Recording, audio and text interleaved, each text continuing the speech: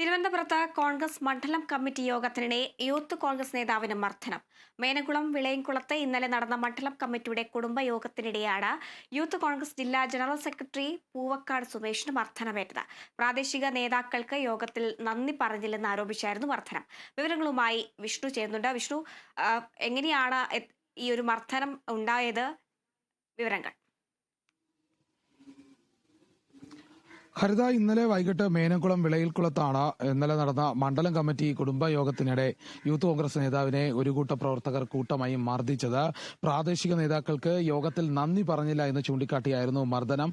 ഇരുവിഭാഗങ്ങൾ ചേരിതിരിഞ്ഞുണ്ടായ തർക്കമാണ് പിന്നീടത് യൂത്ത് കോൺഗ്രസ് ജില്ലാ ജനറൽ സെക്രട്ടറി പൂവക്കോട് സുമേഷിന് നേരെ മർദ്ദനമായി മാറിയത്. സുമേഷ് കൈക്ക് പൊട്ടലുണ്ട്. അതിനുശേഷം മെഡിക്കൽ കോളേജ് ആശുപത്രിയിൽ ചികിത്സ തേടിയിരിക്കുകയാണ്. ഏതായാലും കഴക്കൂട്ടം പോലീസിന് പരാതി നൽകിയതായും അറിയിക്കുന്നുണ്ട്. വിഷയത്തിൽ വലിയ രീതിയിലുള്ള വിമർശനം ഉണ്ടാകാനുള്ള പ്രധാന കാരണം ഈ പ്രാദേശിക നേതാക്കന്മാരെ കാര്യമായി നന്ദി പറഞ്ഞില്ല, അവരെ ഉൾപ്പെടുത്തിയില്ല എന്ന് മർദ്ദനത്തിനിടയിൽ ചികിത്സ ശേഷം പോലീസിന് പരാതി നൽകിയിരിക്കുകയാണ്.